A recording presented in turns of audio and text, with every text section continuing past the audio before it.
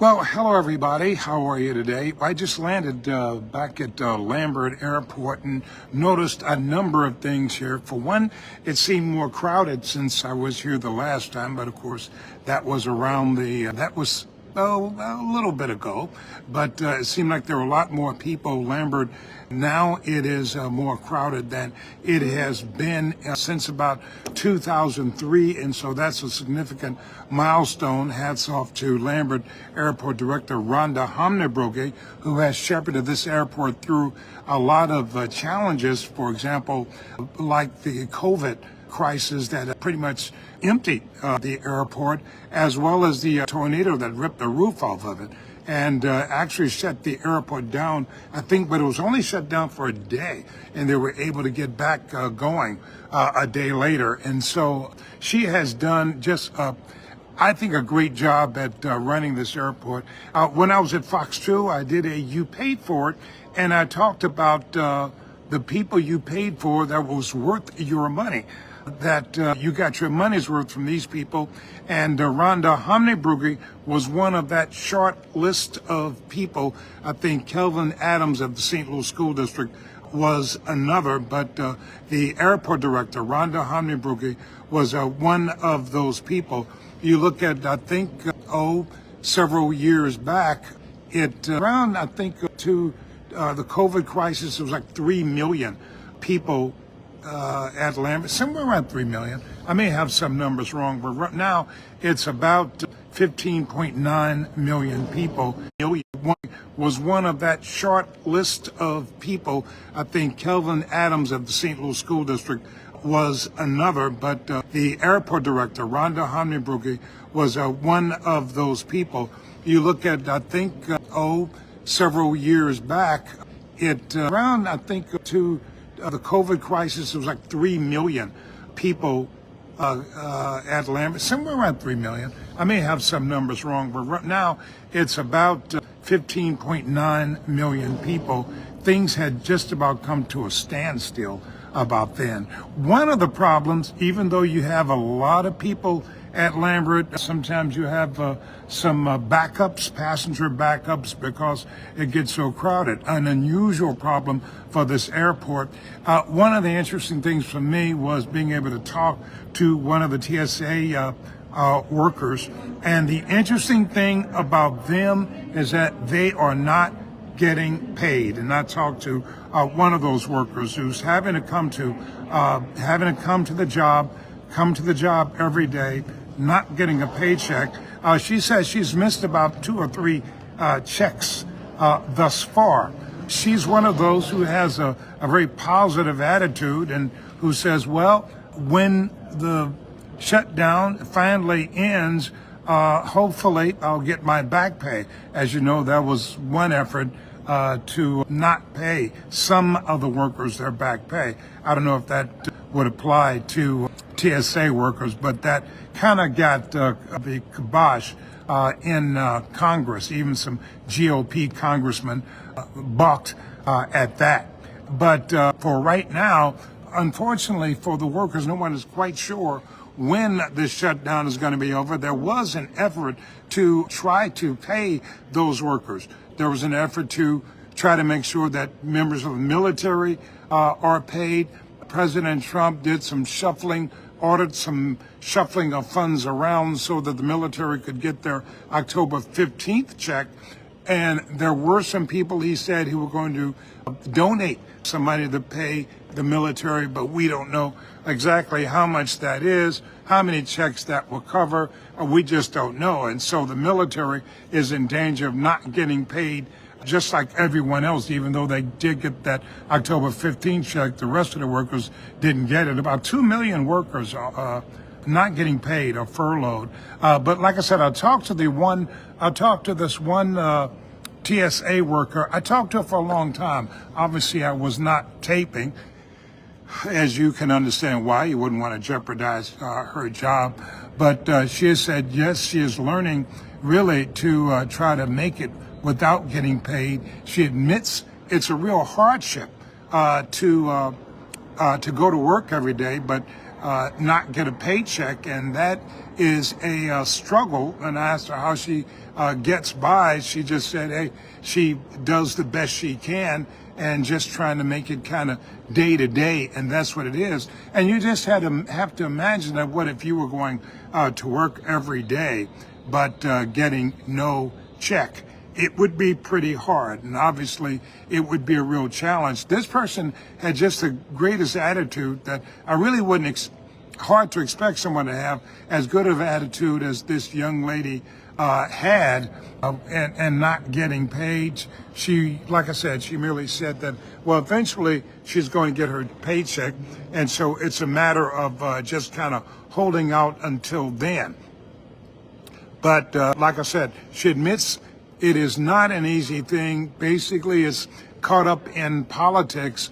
The Republican GOP was in favor of the bill that would have provided pay to the federal workers who have to come to work, like air traffic controllers. They have to come to work. TSA, providing security, they have to come to work. And also the military. So they were trying to push through a bill that would pay those workers. They would have gotten paid. But they were only able to get like 3 Democratic senators, I think 2 from Georgia and another one, on board for this thing. I think they needed like 5 more Democratic senators to cross over and support it in order for that measure to pass. But they couldn't get those 5 Democratic votes that they needed to get those workers paid. And so they continue to suffer, with the Democrats hinging more money for health care on ending the shutdown in the government. And so Republicans basically balking at that suggestion. And so we are at a stalemate. Nobody has another plan to end this stalemate. Meanwhile, it's impacting about 2 million workers are being impacted by this. And neither party right now is willing to or ready to give in to the other. And so we are at that impasse. Nobody wants to look like they lost this battle. The longer it goes, the tougher it is to get one side or another to give up, to surrender. And so no one wants to look like the loser on this one. And so both sides are kind of dug in right now. Many people, of course, calling for the legislature not to get paid while this goes on. I'm not sure about their status. A lot of workers are impacted. A lot of families are impacted. A lot of workers are suffering. But like I said, their suffering is in the name of politics. Their fate is hinged and tied to politics and tied to political leaders, with both sides, like I said, dug in. So meanwhile, you've got about 2 million workers who are just suffering as this thing drags on, and nobody appears willing to give in to the other side. A few Democrats have crossed the aisle to try to get the government reopened, like Federer, one of those who has voted to try to reopen the government, or voted to try to provide payments for some of the workers, those who are forced to come to work, as well as the military. Like I said, including the 2 Georgia senators who are Democrats, who also voted to pay those workers. But it wasn't enough. And so the government is still shut down. And so we shall see how long it's going to go on. It could go on. This could end up being one of the longest shutdowns that we've had in recent history. And there is a lot politically riding on this. Senator Schumer doesn't want to take the same course he took last time, where he supported the GOP in not shutting down the government. Many of his supporters wanted to shut down the government.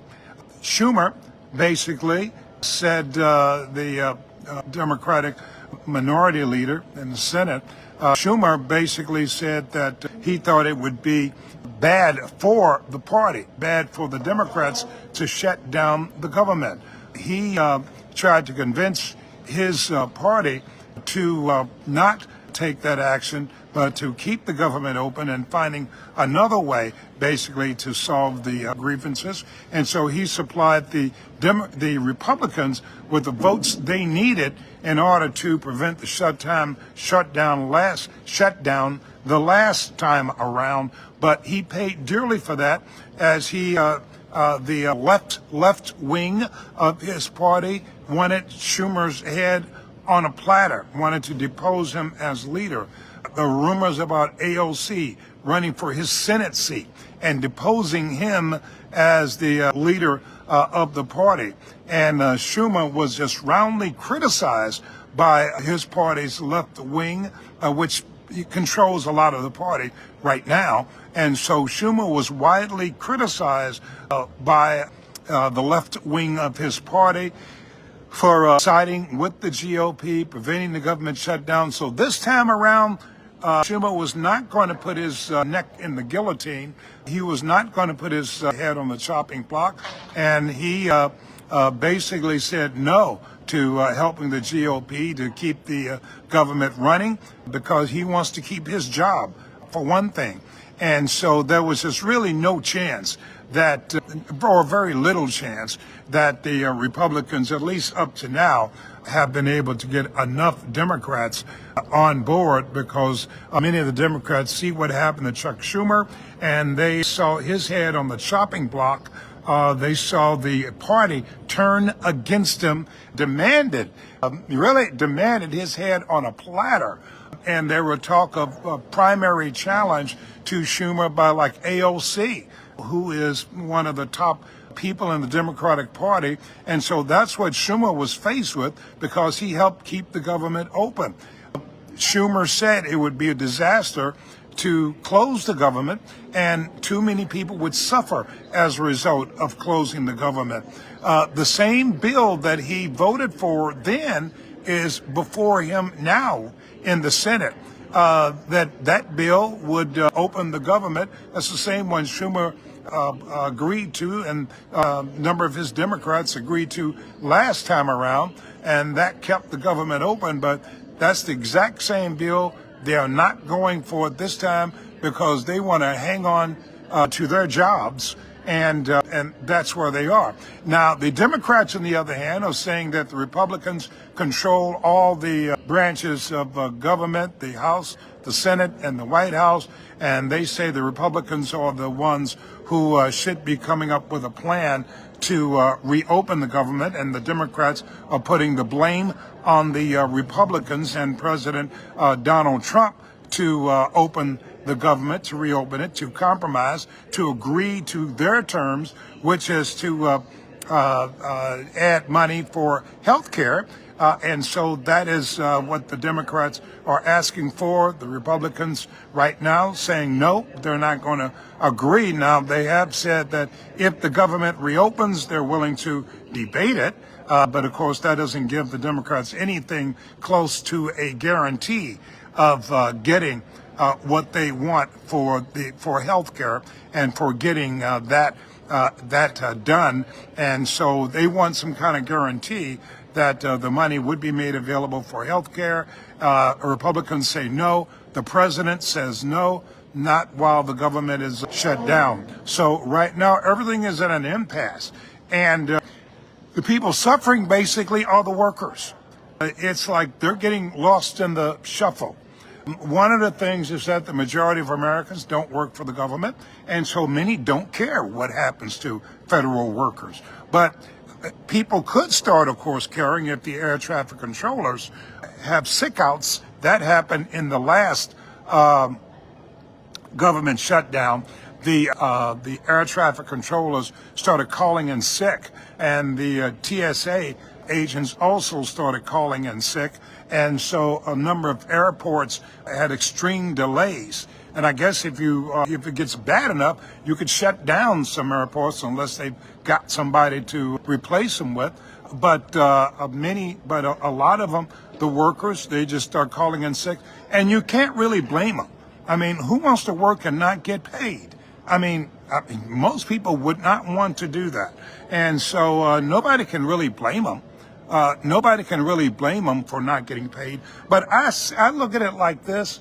Most of the American workers, most of the workers, they don't work for the federal government. And so they're still getting paid. They're still getting their paycheck.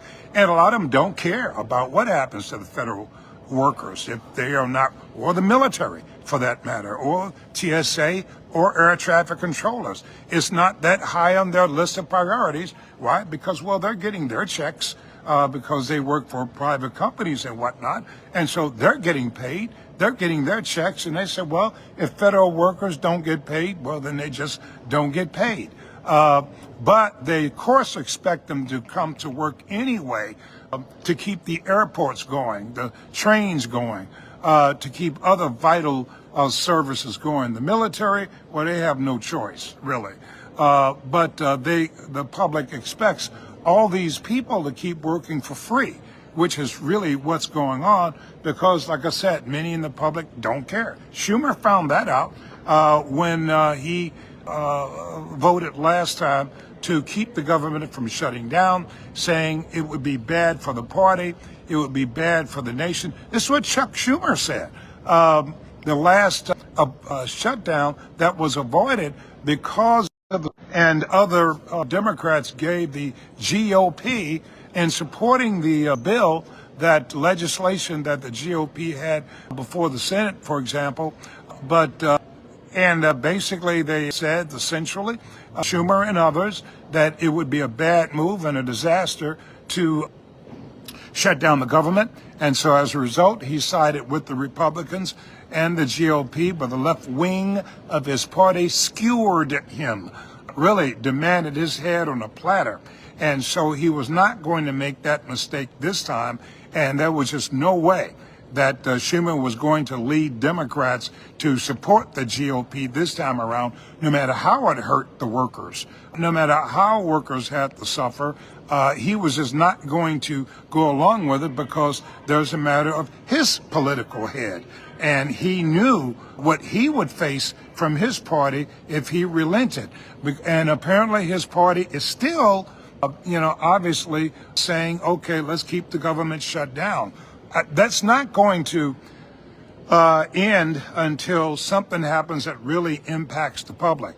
Like I said, most Americans don't work for the government. Most work for private industry, so they're not impacted. Not really, not right now, not just yet. The airports are open and functioning because air traffic controllers are still here. TSA is here. Like I said, I talked to one of the TSA workers, and she was she had a very optimistic attitude. She said eventually she's going to get paid. Eventually the government will reopen. And so she's just waiting for that to happen. She says, yeah, it is a struggle. She's missed 2 or 3 paychecks so far. And this is one of the TSA agents. She says she's missed several paychecks so far, but she says she is resigned to keep coming to work. She says she loves her job. She likes what she does. She doesn't like the fact that she's not getting paid, but she says there's nothing she can do about that. So she's just going to try to hang on, as many of them are. Now, if we get to a point where the air traffic controllers and the TSA agents begin calling in sick, as they did in a previous government shutdown, and that interfere with the operation of airports and maybe shut down some airports because they don't have enough TSA people, don't have enough air traffic controllers or whatever. I guess you could put military air traffic controllers in there for a while. But that started causing some really big inconveniences for the public. So until the public feels it, I don't think they really care. I don't think they really care about the fact that the federal workers are not getting paid. I think making the political point is more important than what's happening to the 2 million people, the many families who are suffering because of this. I think making the political point is more important to Americans, basically, than the fate of these workers and the fact that they're not getting paid. And ultimately, the mothers will stop getting maybe WIC checks and whatnot, and that will affect some other families. But since most people are not on WIC, I don't think they care about that either. And I don't think they really care about those families who are receiving WIC and food stamps and everything else. I don't think the majority of the American public care about that because they're not on WIC. They're not impoverished and they're not suffering. So I really don't think they really care about those people who are on WIC, those people who are poor and low income and struggling would really be in a bad way under this. I don't think the public cares about them either. So what has to happen eventually is that the leaders, the various party leadership, have to be able to come together. But right now, no one sees that.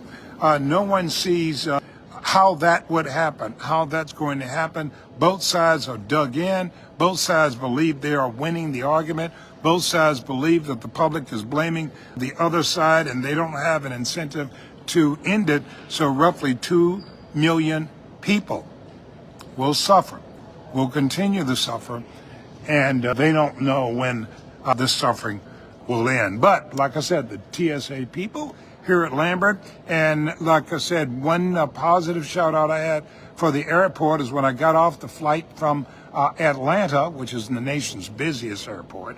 I got to Lambert here, and it looked crowded. It looked like a lot of people were here, and as I researched and looked into it, it is apparently the busiest here at Lambert since about 2003, I think it was. Something like there are about 15.9 million people that came through Lambert in 2024. I think around 2020 it was something like 3 million or thereabouts, but it was around COVID, and the airport was like a ghost town then. But like I said, airport director Rhonda Homney-Brugge has done an excellent job shepherding this airport back to where it is now on a positive path. They've even got, a flight to London, something like that? Okay. But that's where they are. And obviously, like airports all across the country, they have to hope that the air traffic controllers and the TSA agents continue to report to work, even though they're not getting paid. Of course, I'm going to stay on top of this issue that's impacting a lot of people, a lot of families.